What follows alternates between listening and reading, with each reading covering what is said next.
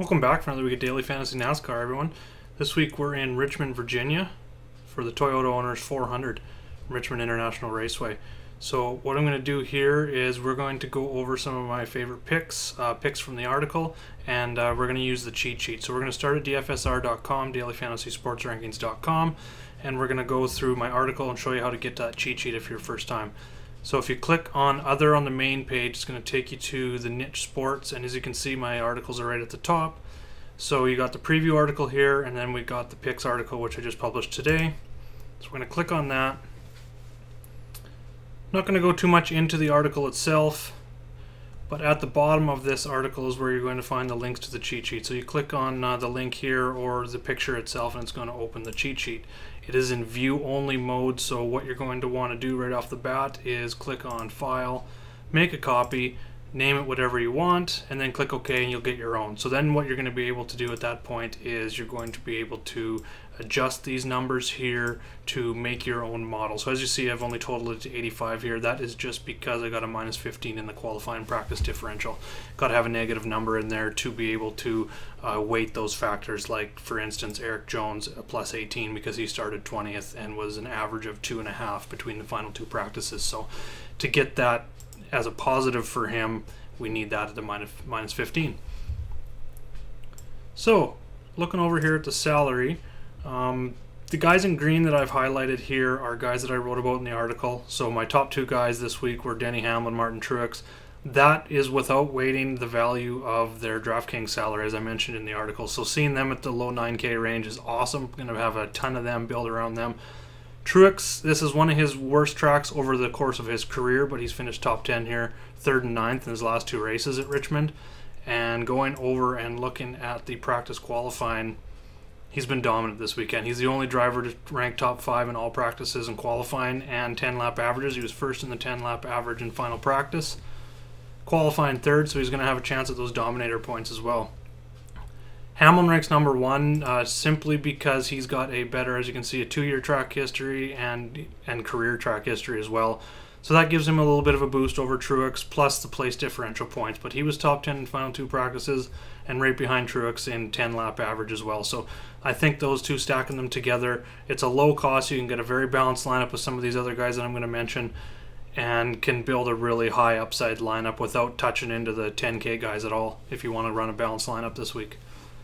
In that 10K range, two guys that I like, I'm not avoiding. I'm not going to have very much of Kyle Busch and Kevin Harvick. They didn't show a bunch of speed through the final practices, which scares me as they're starting inside the top 10 this week.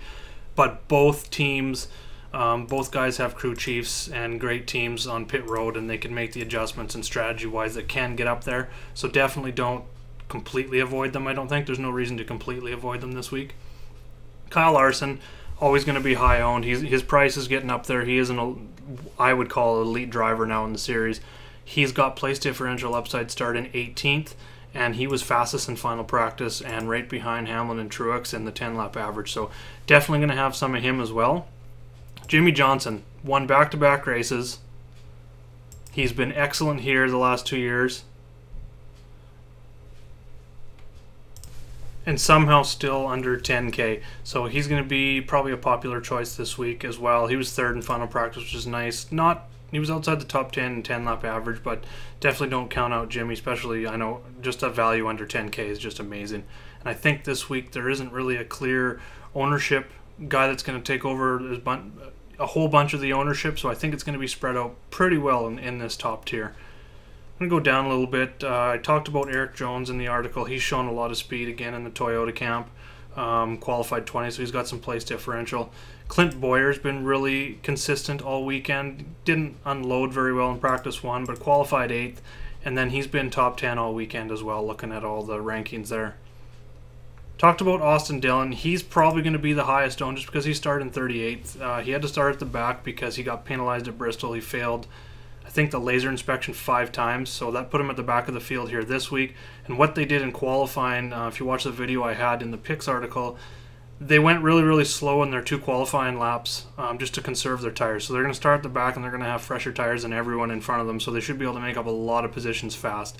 He's not that great here, but honestly, we would take a top 25 is going to be enough points for him to hit value at 7 7.4K this week. And if you want to avoid that ownership, I mentioned maybe picking up Casey Kane. He ranks 12th overall in my rankings. He was 8th in final practice, 6th in 10-lap average, and he's starting 19th, so he's got place differential value as well, and he's probably going to be half the ownership as Dylan, so it's a good pivot there. Talked about Trevor Bayne. He's just been one of the most consistent drivers, believe it or not, for fantasy all season, and he's starting 29th this week, so there's a lot of place differential value. So, you know, a top 25, top 20 we'll take again because he's going to be in that threshold if we go over to the race-by-race trends. I mentioned looking at the DK points.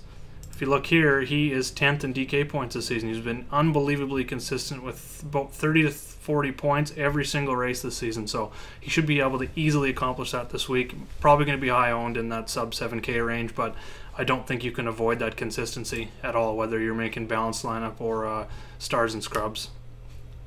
If you're looking for more of a GPP contrarian style, you want to go a little bit lower, a little bit higher on the stars and scrubs side of things. Paul Menard and Eric Almirola are right there. They're 22nd and 27th on my model. Menard starts 26th. He was 3rd in practice 2. Fell off a little bit in final practice and 10-lap average. I didn't get quite to see all of that final practice, so I'm not sure exactly what happened there. I'm going to dig into that a little more, so stay updated with the Twitter account there. I just wanted to get this video out as fast as possible. But definitely makes a good GPP play if he can find that you know, top 10, top 15 speed again. Eric Almirola has been pretty good here. He ranks 15th in career average finish, so he's had some success here. He's been consistent all weekend as a top 25 car, so starting 25th, if he can get in that anywhere 20th to 23rd, get 1 or 2, 3 place differential points, I think he can hit value at 6,200. You want to go extreme stars and scrubs and dip into that 5K range again. Landon Castle makes a not bad choice. He's ranked inside the top 30, and he starts 28th. Really like those guys to start outside the top 30 when you're dipping down this low, but he did show top 20 speed in practice 2, 27th in final practice, and even 23rd in 10-lap average. So again, at 5,600, I think anything inside of 28th finish is going to be good for Castle to hit his value at 56. It's more about getting a couple of those top end guys in your lineup this week. So those are some of my favorite picks for the week. If you have any questions going into the race, definitely head over to my article. Leave your comments in the comments section or jump into the chat at dfsr.com. Been in there a lot lately, kind of taking over some of the baseball stuff too, so pretty much there all day. Click on menu, and then we're going to go to the NHL PGA NASCAR chat. That's where you're going to find me. I'll have any tidbits that happen after this video up until the race, anything going on, and if you have any questions, join me there. You can also reach me on Twitter at Jaeger_bombs9, or you can leave a comment in the YouTube comments just below the video here as well. I will also have the link to the cheat sheet and my articles just below. So hit the like button, subscribe to my channel. I got lots more videos coming out, strategy videos, MLB, NASCAR, PGA, you name it, it's coming. So have a good day, everyone. Good luck in this race, and we'll talk to you soon.